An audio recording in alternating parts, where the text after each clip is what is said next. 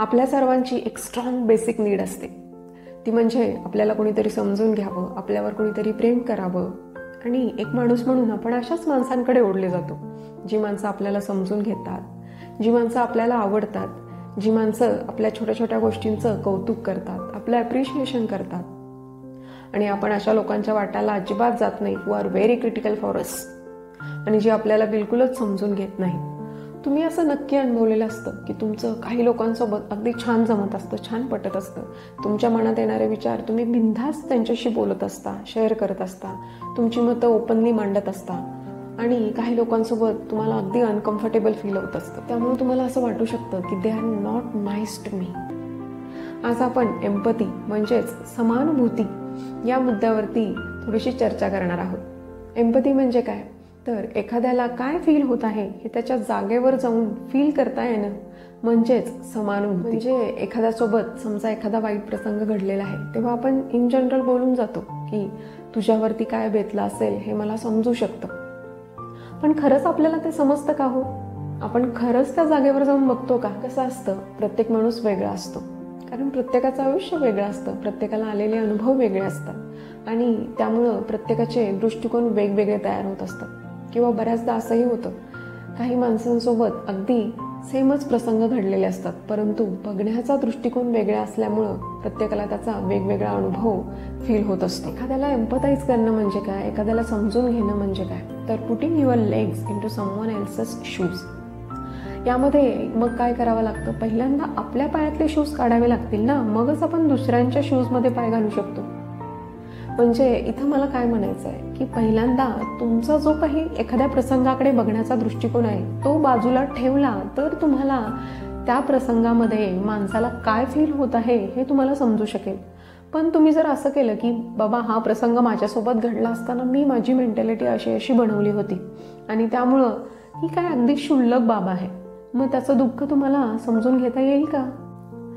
Everyone is right at its own perception. म्हणजे प्रत्येकजण प्रत्येकाच्या दृष्टिकोनानुसार बरोबरच असतो आणि त्याच्या दृष्टिकोनानुसारच त्याला आजूबाजूच्या गोष्टी ॲक्नॉलेज होत असतात. त्यामुळंच तर प्रत्येकजण वेगळा असतो, प्रत्येकाचे स्वभाव वेगळे असतात. परंतु आपल्याला एखाद्या माणसाला जर एम्पथाइज करायचं असेल तर आपल्याला आपले दृष्टिकोन, आपले पूर्वग्रह बाजूला ठेवून मग आपल्याला त्याला एम्पथाइज करावं लागेल, तरच ती एम्पथाइज करण्याची प्रोसेस योग्य प्रकारे पूर्ण होईल. बेसिकली एम्पथीचे 2 प्रकार आहेत, म्हणजे इमोशनल एम्पथी आणि कॉग्निटिव्ह एम्पथी. इमोशनल एम्पथीमध्ये काय असतं की समजा एखाद्या तुमच्या मित्राला कोणत्या तरी गोष्टीचं दुःख वाटत आहे, तर तुम्ही त्याचं दुःख अगदी तुमच्या मनाने समजून घेऊ शकता.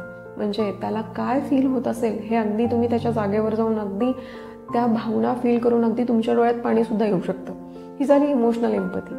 पण डॉक्टर्सना, काउन्सलर्सना कॉग्निटिव्ह एम्पथीचा वापर करावा लागतो. म्हणजे पेशंटशी बोलताना त्याला त्याच्या जागेवरती जाऊन समजून घ्यावं लागतं, पण त्याच्या भावनांमध्ये अडकून जाऊन चालत नाही.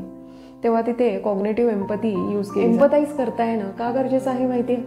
कारण आपले नातेसंबंध त्यामुळं दृढ होतात. आपल्या कुटुंबामध्ये, मित्रांमध्ये समजूतदारपणा वाढतो. आपल्याला एकटं वाटत नाही, आपल्यासोबत आपले मित्र आहेत ही भावना निर्माण होते.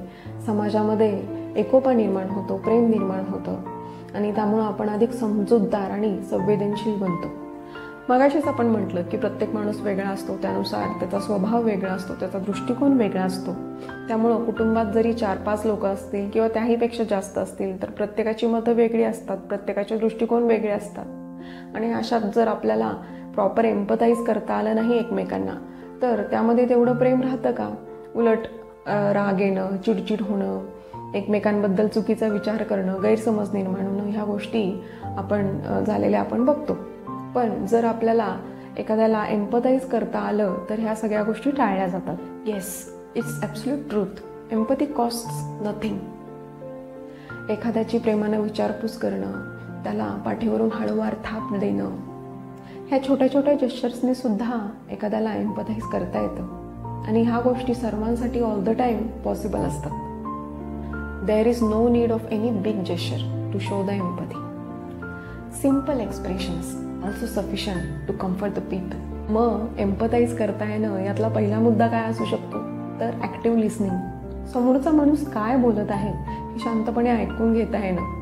यातला दुसरा मुद्दा येतो, आता आता तुम्ही ऐकून घेतलेलं आहे, तर तुम्हाला लगेच निर्णय द्यायची घाई करायची नाही आहे. पहिल्यांदा तो काय म्हणत आहे हे समजून घ्या. यातली तिसरी महत्त्वाची स्टेप म्हणजे स्वतःचे दृष्टिकोन बाजूला ठेवून स्वतःच्या भावना व्यक्त करणं.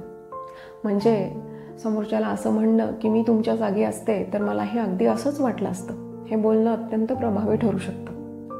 तुम्हाला माहिती आहे कोण अगदी छान प्रकारे एम्पथाईज करू शकतं? जो माणूस स्वतःला बिना अटीशिवाय, बिना शर्तीशिवाय स्वीकारतो तो.